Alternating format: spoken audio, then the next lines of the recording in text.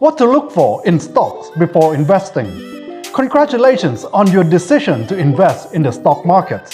This is an important financial decision that can have a big impact on your future. While there is no single right way to invest, there are a few tips that can help you get started and increase your chances of success. When you're thinking about investing in the stock market, it's important to understand what stocks are and why people invest in them. So let's get started.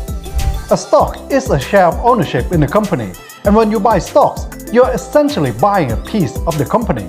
When the company does well, the stocks goes up in value, and when the company does poorly, the stocks goes down. Some people invest in stocks because they want to make money fast, but if that's your goal, you're better off investing in cryptocurrencies or penny stocks. The stock market is a long-term investment vehicle, and it's not for everyone. But if you're willing to put in the time and effort, and you're comfortable with taking on some risk, then stocks can be a great way to build wealth over time.